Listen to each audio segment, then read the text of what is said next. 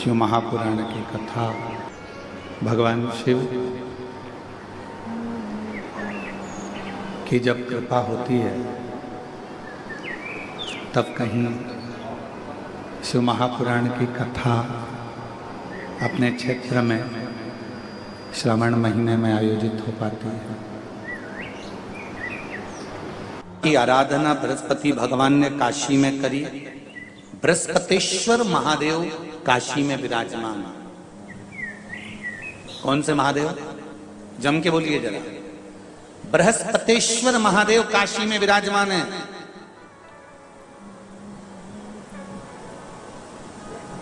जो अंगूठी में पुखराज नहीं पहन सकते,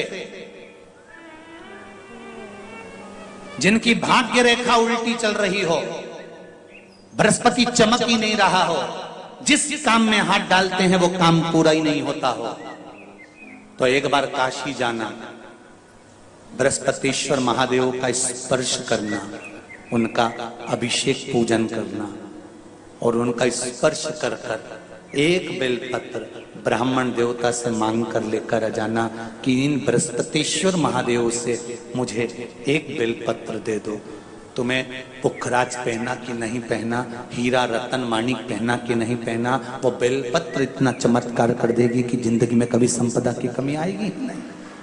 अगर बृहस्पति नहीं चमके तो बृहस्पतिश्वर महादेव, जहां पर बैठकर बृहस्पति भगवान ने शंकर भगवान की आराधना करी है, रोज गंगा जल जाना, गंगा जल लेकर आना, शिव जी की आराधना करना, एक शिवलिंग का निर्माण करा, उसकी आराधना में बृहस्पति भगवान डूब गए, उसकी आराधना में बृहस्पति महाराज निरंतर लगे रहे। और इतनी आराधना बृहस्पति महाराज ने करी, इतनी आराधना करी बृहस्पति महाराज ने कि शंकर भगवान सामने प्रकट हो गए। मांगो बृहस्पति, तुमको क्या चाहिए? कुछ नहीं, केवल आपका भजन। नाम रख दिया, तुम्हारा नाम बृहस्पति रहेगा। बृहस्पति भगवान का एक नाम बृहस्पति भी रख दिया और तुम साधारण नहीं रहोगे। तुमने मेरी आराधना करी है तो देवताओं के गुरु बनकर विराजमान होगे। अब अभी तक 2 भार इंद्र के पास में थे, बहुत ध्यान देकर समझना। 2 भार थे इंद्र के पास। इंद्र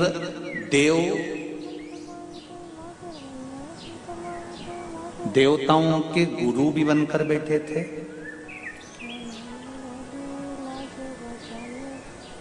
देवगुरु बृहस्पति की जगह पूर्व में इंद्र ही देवगुरु का पद संभाल रहे और देवराज का पद भी इंद्र के पास में था। कौन कौन से पद थे? जम के बोलो जरा। पहला पद देवराज इंद्र का, दूसरा पद देवगुरु, देवगुरु का पद भी इंद्र के पास में था और देवराज का पद भी इंद्र के पास में था। इंद्र के पास में 2 सत्ता थी, एक देवराज इंद्र थे और दूसरे गुरु का पद भी इंद्र के पास में था। देवताओं के गुरु बनकर इंद्र घूम रहे थे, पर अब उल्टा हो गया। शंकर भगवान ने बृहस्पति महाराज को देवगुरु बना दिया।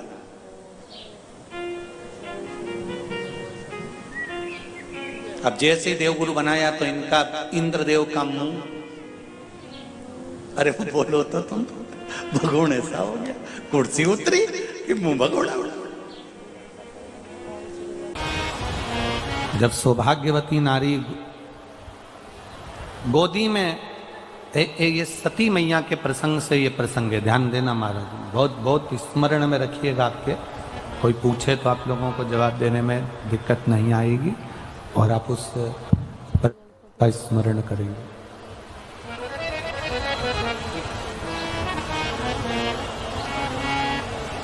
सती मैया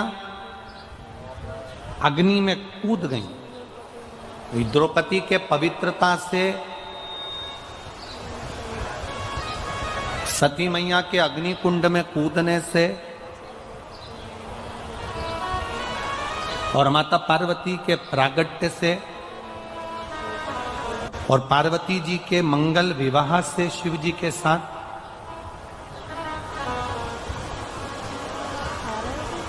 और शिव जी के यहाँ से जब भगवान शंकर के साथ माता पार्वती जी जब विवाह कर कर आ गई, शादी कर कर जब पहुंच गई, विवाह कर कर जब पहुंची हैं, और लक्ष्मी, सरस्वती, गायत्री, इंद्राणी, ये सभी देवियां जब कैलाश धाम पर एकत्रित हुई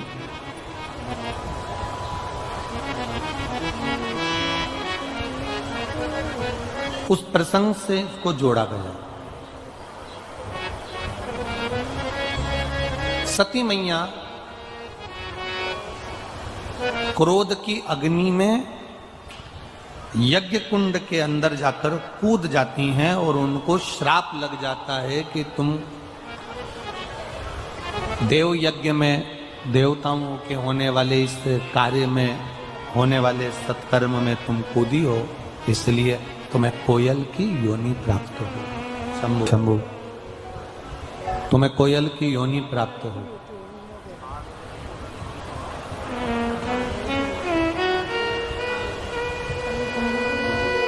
सती मैया ने हाथ जोड़कर देवाधिदेव महादेव से प्रार्थना की।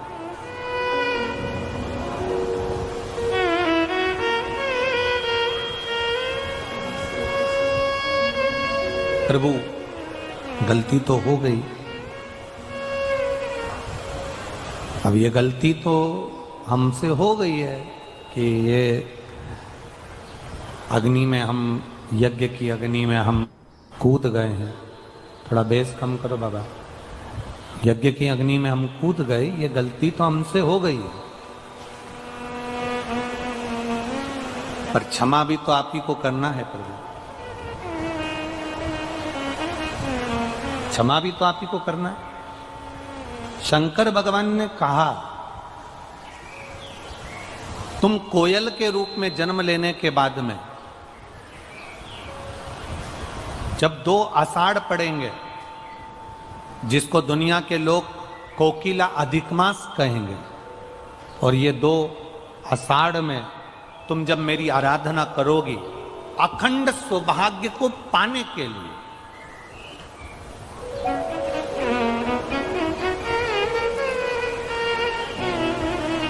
अखंड सौभाग्य को पाने के लिए जब तुम मेरी आराधना करोगी, तब तुम पुनः हिमालय राज की बेटी बनोगी, और हिमालय राज की बेटी बनकर, हिमालय राज की पुत्री बनकर, बेटी बनकर तुम मेरी आराधना कर कर, मेरा तप कर कर, मेरी साधना कर कर, मेरी तप साधना में लग कर तुम मुझे पुनः प्राप्त करो,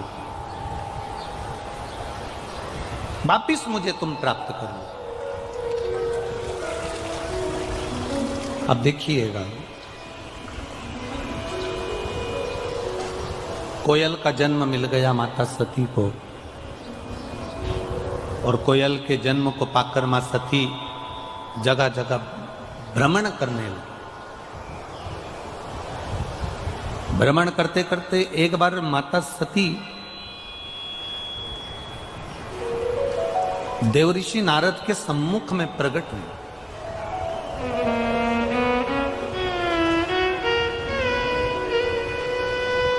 और देवऋषि नारद ने जब माता सती को देखा तो माता सती से कहा, सती, मां को नमन कर कर कहा कि एक छोटी सी गलती सती माता तुमने कर ली। एक तो अपने पति के सामने जाकर झूठ बोल दी, दूसरा सीता जी बनकर राम जी की परीक्षा ले ली, तीसरा अपने पिता के घर में यज्ञ में तुम बिना बुलाए चली गई, और चौथा जो गलती तुमने करी है वो गलती सबसे प्रबल गलती है करी कि उस यज्ञ की अग्नि में, यज्ञ के कुंड में तुम कूद कर अपने प्राणों को त्याग दिया। उस यज्ञ की अग्नि में तुमने अपने प्राणों को त्याग दिया, उस यज्ञ की अग्नि में तुम अपने प्राणों को छोड़ दिया। अब थोड़ा सा ध्यान लगाना, ये जितनी माताएं बैठी हैं, जितने भाई बैठे हैं, जितने लोग आस्था चैनल पर कथा सुन रहे हैं, जितने फेसबुक यूट्यूब पर कथा सुन रहे हैं, जरा ध्यान लगाकर कथा का स्मरण करना। सती मैया के जन्म से पहले, पार्वती जी के जन्म से पहले जितने जितने जन्म माता पार्वती के हुए हैं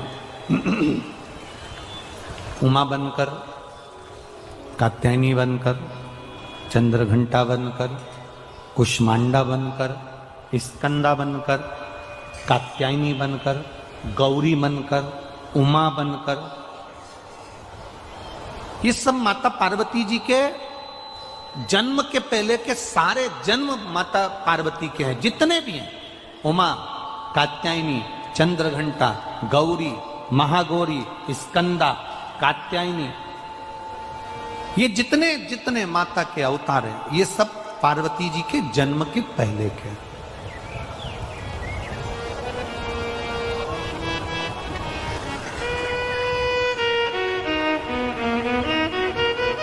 सती मैया के भीतर ये भाव जागृत हो गया, माता सती के अंदर ये भाव जागृत हो गया। देवऋषि नारद से कहा कि मैं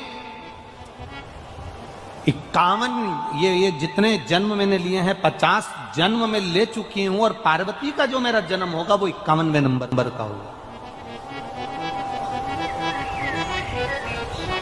कुछ ऐसी कृपा कर दीजिए कि मेरी मांग का जो सिंदूर है वो अखंड रहे, और बार बार मुझे इस शरीर को छोड़ना ना पड़े, इस शरीर से मेरी बार बार ये शरीर मेरा छूटे ना। ऐसी कुछ कृपा, ऐसी कुछ दया, ऐसी कुछ करुणा हो जाए।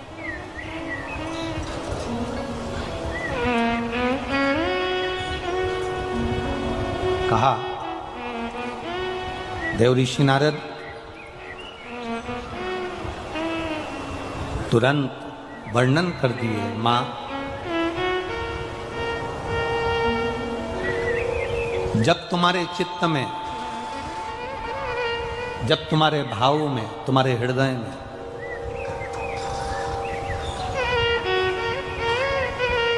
तुम्हारी चित्तवृत्ति में, तुम्हारे हृदय में, तुम्हारे भावों में जिस समय पर तुम कोयल बनकर भी एक अन्न के दाने को अगर उठा लोगी, और वो अन्न का दाना तुमने जो उठाया है अगर वो 2 भाग वाला है, वो अन्न के दाने में अगर 2 भाग हैं जिसको तुमने उठाया, और वो अन्न का दाना भूलवश भी अगर किसी सौभाग्यवती नारी की गोद में अगर पड़ जाता है, तो मां तेरा वो अखंड सौभाग्य भी रहेगा, और तुझे जिंदगी में दूसरी बार फिर बदल कर जन्म नहीं लेना पड़ेगा। एक ही अखंडता में चल रहा है, एक अखंडता के साथ।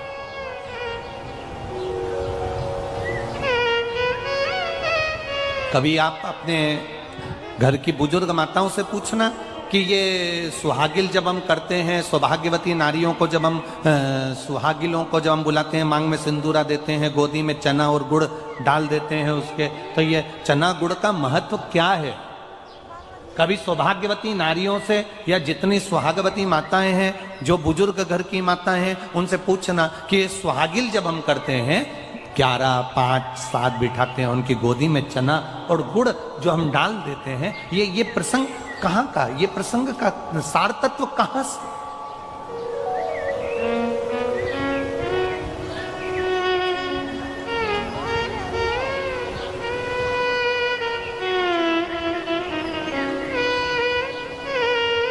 दुनिया में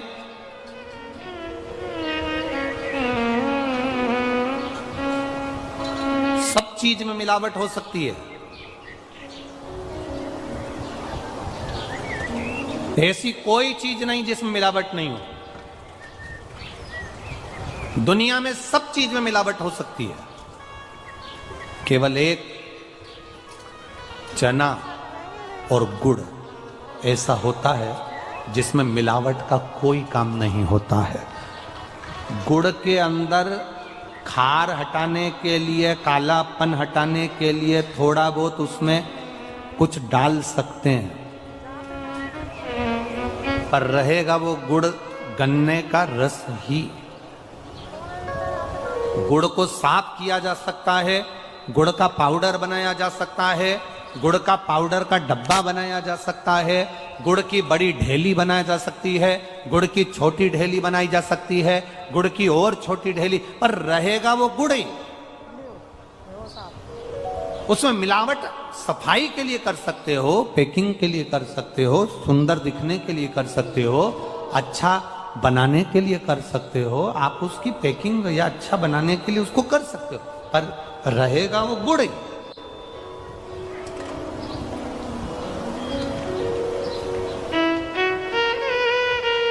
मेरे शिव की कथा कहती है, भगवान नारायण का संवाद कहता है, बृहस्पति महाराज की कथा कहती है, बद्रीनाथ भगवान की कथा कहती है, और माँ पार्वती जी का संवाद कहता है कि सुहाग में भी एक चीज ऐसी होती है, आपने कभी अनुभव करा होगा, यहाँ जितनी सुहागन माताएं बैठी हैं इनके स्मरण में होगा कि आप जब 10-12 माताएं सुहाग लेने के लिए बैठती हैं तो उसमें सबसे जरूरी अगर कोई चीज होती है तो वो मांग का सिंदूर होता है।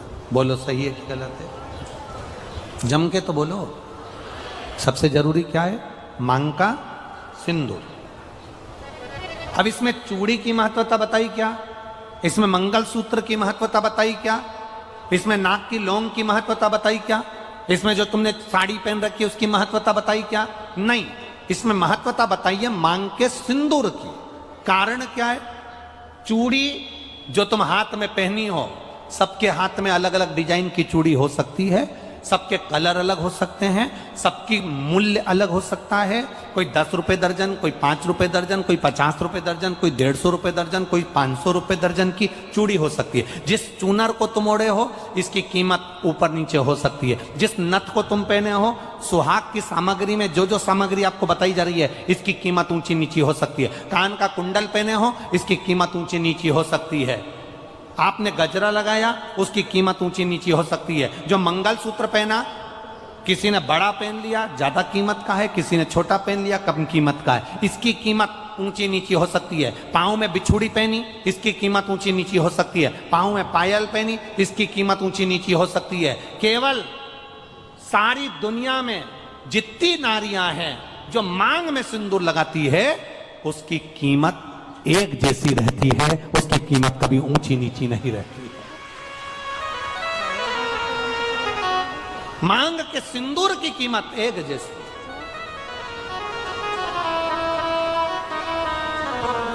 इसलिए जितनी बैठती हैं, जितनी भी माताएं वहां पर जब तेज बोलने लगते तुम स्लो कर देते हो बाबू। जितनी भी माताएं वहां बैठती हैं वो सबके मांग में एक जैसा सिंदूर होता है, क्योंकि सिंदूर एक सम है। एक 16 श्रृंगार में से बाकी के श्रृंगार की कीमत ऊंची नीची हो सकती है, पर मांग के सिंदूर की कीमत एक जैसी। अखंडता, अखंडता।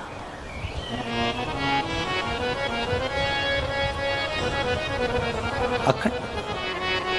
हम तो कई बार आप लोगों को कथा में भी वर्णन करें, कभी मौका मिल जाए करे ना तो सोमवार की जो अष्टमी होती है ना, प्रयास करना कभी अगर मौका मिल जाए करे आप लोगों को, सोमवार की जो अष्टमी होती है, जिस लड़का लड़की का विवाह नहीं होता, जिसका मंगल पाणिग्रहण संस्कार नहीं होता, वो जो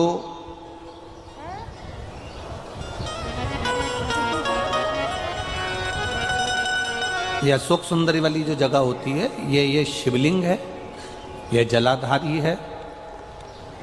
यहाँ से जो चरण है, इसमें राइट में गणेश जी, लेफ्ट में कार्तिकेय जी, बीच में एक मोटी सी लाइन होती है जो अशोक सुंदरी का स्थान होती है। शिवलिंग के ऊपर जो जलाधारी बंदी होती है, वो जलाधारी में से जो बूंद बूंद पानी शिवजी पर गिरता है, वो शंकर भगवान की 5 बेटियां जया, विषहरा, शामलीबारी, दौतली और देव, ये ऊपर से एक एक बूंद पानी शिवलिंग पर गिरा रही है। कभी मौका लगे और आपको लगे कि विवाह नहीं हो रहा है बच्चों का, तो उस समय पर ये 3 पत्ती की जो बेलपत्र लेते हैं, बीच की पत्ती में कंकु रोली या लाल चंदन, और 2 पत्ती में पीला चंदन। अक्षत का एक दाना ऊपर वाली पत्ती में जिस पर आपने लाल चंदन लगाया है या रौली लगाई है, और 3-3 अक्षत के दाने इन दोनों पत्ती में। अपना स्मरण कर कर भगवान देवाधिदेव महादेव के सम्मुख में जो अशोक सुंदरी का स्थान है, सोमवार की अष्टमी के दिन इस बेलपत्र को, डंडी का जो भाग है वो जहां से पानी बहकर जाता है उस ओर करते हुए इस बेलपत्र को अशोक सुंदरी वाली जगह पर समर्पित कर देना चाहिए, और अपने हाथ का स्पर्श कर कर बाबा देवाधिदेव महादेव से प्रार्थना कर कर सोमवार की अष्टमी के दिन जो आ जाता है, बाबा देवाधिदेव महादेव उसका मंगल विवाह शीघ्र ही करा देता है। ये अशोक सुंदरी का स्थान, ये अशोक सुंदरी की जगह जो है ना, स्थान जो है, ये कोई साधारण नहीं। और हम फिर कहेंगे, अगर सौभाग्यवती नारियों को हम तो स्मरण में उनके लाना चाहेंगे कि प्रयास करा करो,